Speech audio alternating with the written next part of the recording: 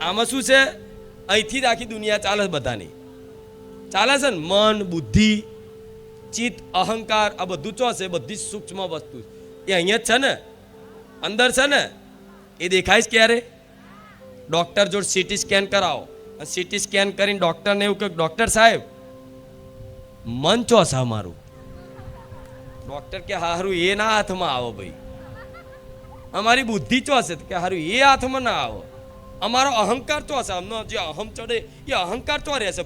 ડૉક્ટરને એવું પૂછો છો તો ડૉક્ટર છે કે ભાઈ એ હારું એ અમારા મશીનો ના આવો, પકડી શકે. એ સૂક્ષ્મ વસ્તુ શું છે? એ દેખાતું નહીં. મન છે દેખાતું, બુદ્ધિ દેખાતી, આ ચિત્ત છે ચિંતન કરવાનું જે શક્તિ છે એ દેખાતી, અહંકાર દેખાતો, એ સૂક્ષ્મ છે. શું છે? સૂક્ષ્મ. આ શું છે? સ્થૂલ. આ જે દેખાય છે એને શું કહેવાય? સ્થૂલ. આ અનુભવ કરો. બીજું મન, બુદ્ધિ, ચિત્ત, અહંકાર, આ ચાર તત્વોથી બનેલું અંદર એક સૂક્ષ્મ શરીર છે. શું સૂક્ષ્મ શરીર છે? બીજું શરીર. અને ત્રીજું કારણ શરીર, જે ખાલી તમે સપના ઊંઘી જાઓ છો ત્યારે તમને એવું લાગે, જ્યારે કશું હોશ ના હોય, ના સપનું હોય, ના કોઈ વિચાર હોય, કશું જ નહીં, જાણે તમે કોઈ અલગ કોમામ જતા રહ્યો, સમાધિમાં જતા રહ્યો હોય. ઉઠો ત્યારે ખબર પડે કે હાસ હું તો આ જબ્બર ઊંઘ્યો. તારે તમને પોતાના ભણ ના રહ્યું હોય. એ શું કહેવાય? કારણ શરીર. એ ત્રીજું શરીર છે. એ ત્રણ શરીર પછી આત્મા છે. એ ત્રણ શરીર સુધી મારે તમને લઈ જવાના, તમારે આત્મામાં જ મારા દર્શન કરાવવાના છે, મારા રામના દર્શન કરાવવાના. જેમ સપનું ચાલતું હોય, સપનામાં ભાગ પાછળ પડ્યો. મારી વાત સાંભળજો.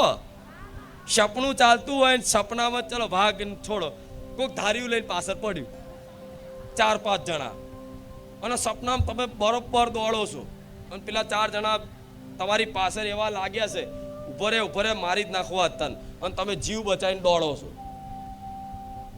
દોડતા તમે હાથમાં આવી ગયા, તમને પકડ્યા 2 જણાએ, પકડો આને.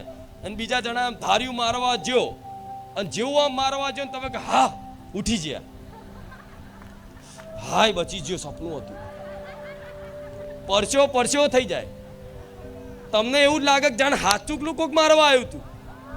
જ્યારે ઉઠી ગયા એકદમ અચાનક ઉઠી ગયા, મારવા જેવું આવ્યું, ગળા પર ધાર્યું આવ્યું, એકદમ ઉઠી ગયા ચમકીને, પરસ્યો થઈ જાય. ત્યારે તમને એવી ફિલિંગ થાય છે કે જાણે હકીકતમાં મારતા હતા.